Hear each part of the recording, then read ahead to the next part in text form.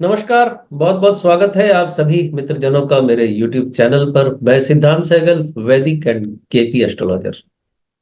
क्या मोदी जी तीसरी बार प्रधानमंत्री बन सकते हैं? क्या मोदी जी तीसरी पारी में भी जीतेंगे? क्या मोदी जी लोकसभा चुनाव 2024 में फिर से बहुमत प्राप्त कर लेंगे?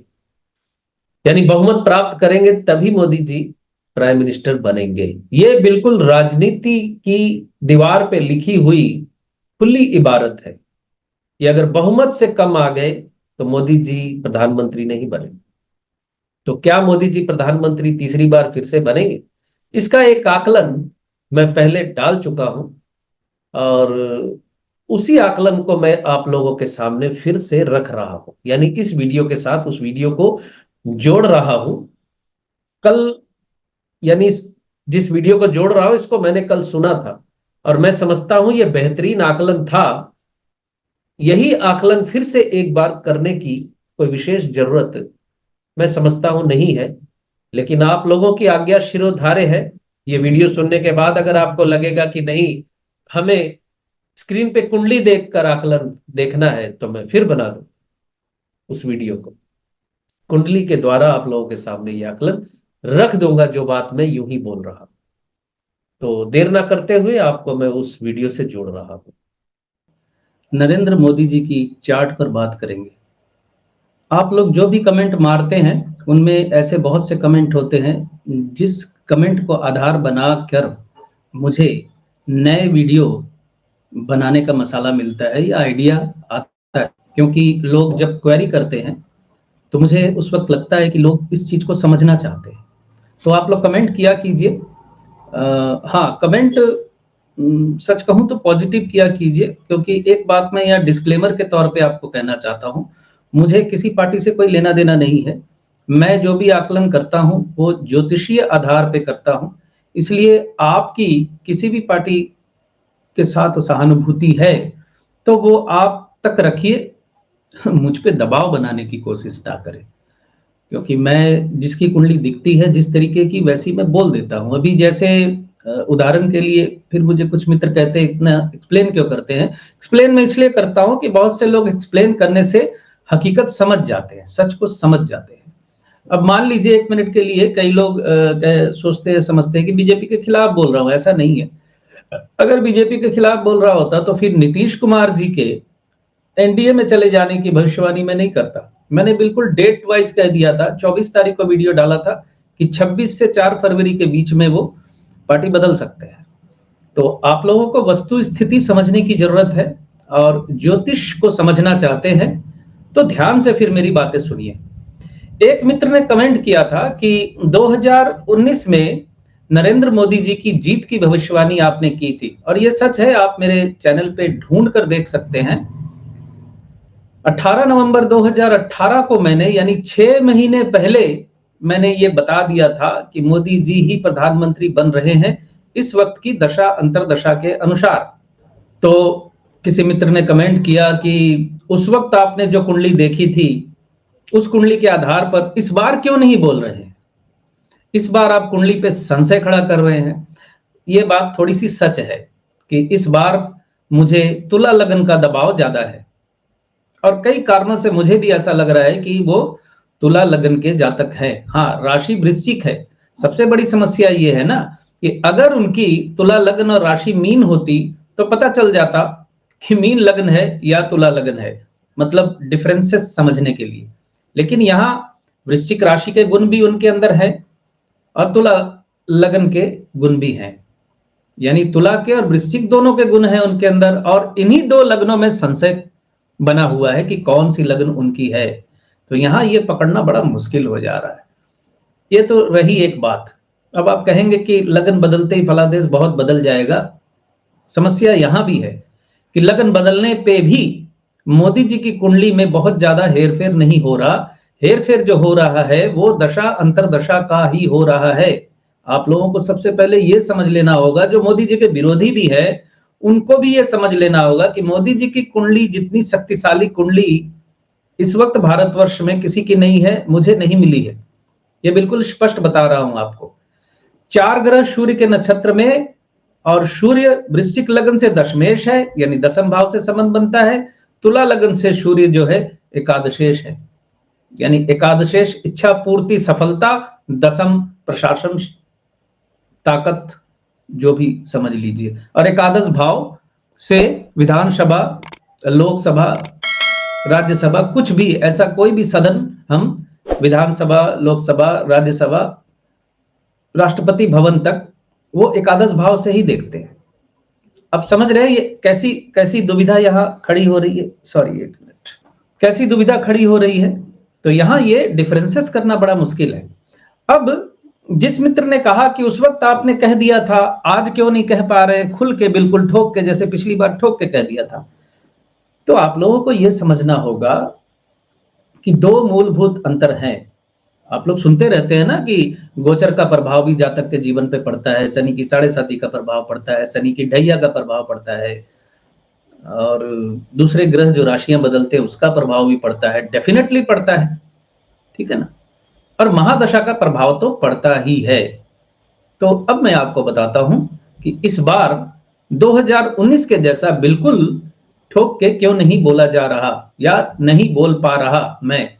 कारण यह है कि 2019 में हम चुनाव की घोषणा नहीं, एक्चुअली चुनाव का रिजल्ट जब आया था तो 10 मई 2019 को ग्रहों की स्थिति जो थी उसे आप सुनिए।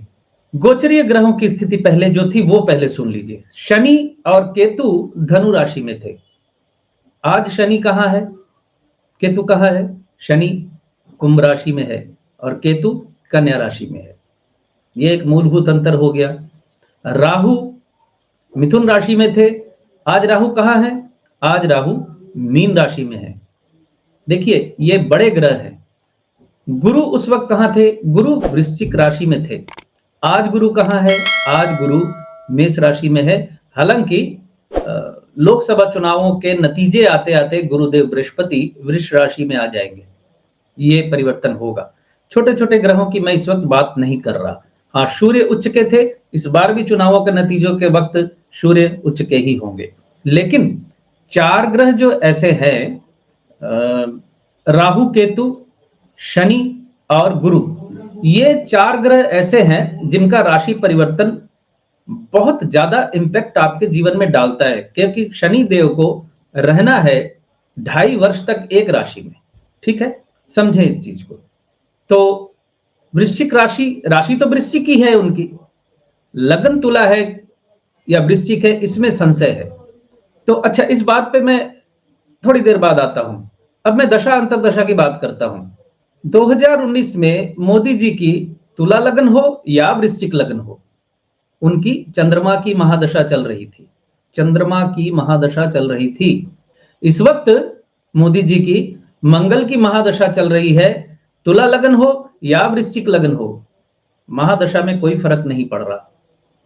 और इस बार जो माइनस पॉइंट मुझे दिखते हैं, दो माइनस पॉइंट है जो मुझे दिख रहे हैं। इस वजह से मैं इस बार उनकी जीत की भविष्यवाणी करने से हिचकिचा रहा हूं। पहला बिंदु, उनका मंगल जो है नवांश में नीच का है। नोट इट, नवांश में नीच का है। तुला लगन से और वृश्चिक लगन से एक ही स्थिति बनती है, नवांश में कोई फर्क नहीं पड़ रहा। दूसरी, मंगल जो है तुला लगन से अकारक है। अकारक है यानी लगन का मित्र नहीं होता, यहां मार्केस भी होता है। वृश्चिक लगन से अगर हम देखें तो मंगल जो है चलित में द्वादश भाव में चला गया है।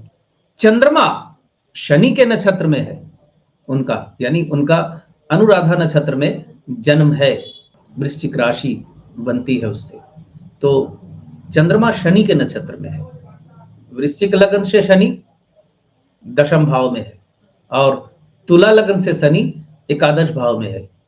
यानी इधर खीर की कढ़ाई में हाथ डालो तो तेल की कढ़ाई समझ लीजिए, जो भी 5 उंगलियां घी में है, इधर भी 5 उंगलियां घी में है। तुला से भी वृश्चिक से भी चंद्रमा का संबंध सीधे दशम एकादश से बना हुआ था। आप समझ रहे हैं, जो ज्योतिष को थोड़ा समझते हैं, मैं किन बिंदुओं को बताने की कोशिश कर रहा हूं। चंद्रमा की महादशा का संबंध सीधे दशम भाव से था 2019 में, इसलिए कंक्रीट फलादेश कर दिया था मैंने। अभी 2024 के वक्त उनकी मंगल की महादशा चल रही है और मंगल जो है उनका गुरु के नक्षत्र में है, यानी वृश्चिक राशि में मंगल बैठा हुआ जो दिख रहा है, गुरु के नक्षत्र में मंगल 3 डिग्री के भीतर है, 0 से 3 डिग्री 20 कला के भीतर है। अच्छा, मैं देख के बता देता हूं आप लोगों को, आपकी सुविधा के लिए, सिर्फ 1 सेकंड मुझे समझ दीजिए। हाँ, मंगल बिल्कुल 0 डिग्री का है उनका, 3-4 डिग्री का भी नहीं है, बिल्कुल 0 डिग्री का है मंगल। अब कोई ग्रह बिल्कुल 0 डिग्री का हो तो इतना तो आप लोग समझते हैं ज्योतिषीय प्रोग्राम देखते देखते कि वो ग्रह बहुत कमजोर होता है, और चलित में वो द्वादश में है अगर वृश्चिक लगन मानते हैं तो, और तुला लगन मानते हैं तो चलित में वो प्रथम भाव में बैठा हुआ है, यानी तुला राशि में बैठा हुआ है चलित में, केपी चलित के अनुसार। तो मूल अंतर जो है वो ये है कि चंद्रमा की महादशा का संबंध 10वें भाव से बना हुआ था, और मंगल जो है गुरु के नक्षत्र में है, गुरु का संबंध किसी भी प्रकार से 10वें भाव से नहीं बन रहा। ये एक पहला बिंदु है जो मुझे उनके बारे में स्पष्ट फलादेश करने से रोक रहा है। अंडरस्टैंड? बृहस्पति वृश्चिक लग्न से अगर आप देखें तो बृहस्पति जो है पंचमेश है और द्वितीयेश है, और बृहस्पति उनका बैठा हुआ है पंचम भाव में, चलित में 4थे भाव में चला गया है। तुला लगन से देखें तो गुरु बिल्कुल अकारक ही है, गुरु षष्ठेश है, तृतीयेश है और पंचम भाव में बैठा हुआ है चलित में। पंचम का संबंध मतलब 10वें का डेथ हाउस होता है, वो 10वें भाव के फलों को वो तोड़ देता है। माइंड इट, जो मैं बोल रहा हूं उसको तकनीकी तौर पे समझने की कोशिश कीजिए। तो ना ही वृश्चिक लगन से और ना ही तुला लगन से उनकी महादशा का संबंध 10वें भाव से नहीं बन रहा है।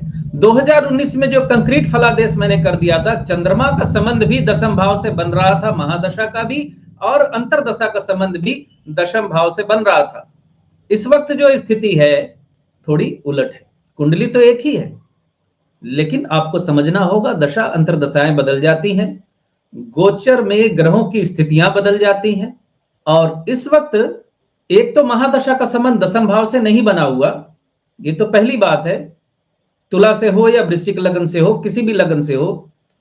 दूसरा माइनस पॉइंट ये है कि वृश्चिक राशि तो है उनकी, तुला राशि नहीं है, वृश्चिक राशि तो कंक्रीट है।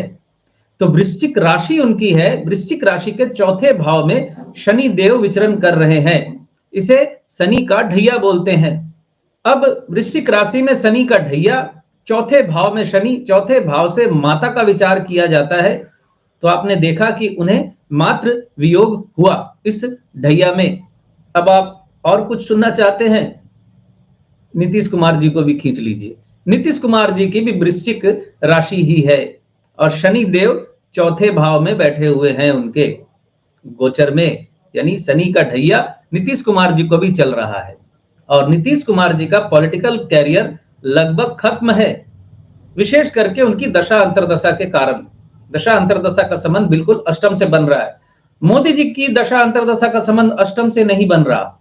मैं यहाँ थोड़ा सा करेक्शन के तौर पे आपको बता दूं कि मोदी 4 ग्रह सूर्य के नक्षत्र में हो और सूर्य दशमेश या एकादशेश हो, ये बहुत बड़ा बल है उनकी कुंडली में।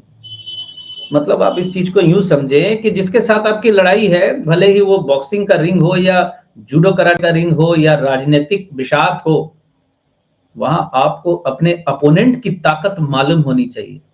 ठीक है? Am I clear? आप मुझे ये दोष नहीं दे सकते कि मैं किसी का पक्ष ले रहा हूं। इस वक्त जो स्थिति है, 2019 में जो फलादेश मैंने कर दिया था कि वो प्रधानमंत्री बनेंगे, उनको वो खुद नहीं हरा पाएंगे। मोदी जी चाहे तो खुद को खुद नहीं हरा पाएंगे। 2019 का ये फलादेश आप चाहें तो ढूंढ कर सुन सकते हैं, लेकिन 2024 में एक ज्योतिष होने के नाते ग्रह नक्षत्रों की स्थितियां देखने के कारण जो ग्रह नक्षत्रों की स्थितियां बन रही हैं, उन स्थितियों की वजह से इस बार मैं बिल्कुल ठोक कर ये बात बोलने से हिचकिचा रहा हूं। मैं बोलना नहीं चाहता क्योंकि यहां मुझे संशय है, और ये संशय कुंडली की वजह से है। मेरे अंदर संशय नहीं है, कुंडली जैसी दिख रही है मैं तो वही आपके सामने बोलूंगा। तो कुंडली में इस वक्त संशय है, स्पष्ट रूप से ये बताना मुश्किल है कि 2024 में वो जीत ही जाएंगे। तो मैं समझता हूं मैंने अपनी बात आपके सामने बहुत ही अच्छे तरीके से क्लियर कर दी है। तो आपने ये पूरा आकलन देखा जो मैंने आज से 2-3 महीने पहले किया था। आई होप आपको स्थिति समझ में आई होगी, साफ नजर आई होगी। जो स्थिति 2024 में मोदी जी की बन रही है कुंडली के माध्यम से, वो मैंने आपके सामने रख दी। आप कहेंगे तो कुंडली सामने रखकर फिर से आकलन कर दूंगा। तो बहुत बहुत धन्यवाद आप सभी का जुड़े रहने के लिए। खुश रहे, स्वस्थ रहे।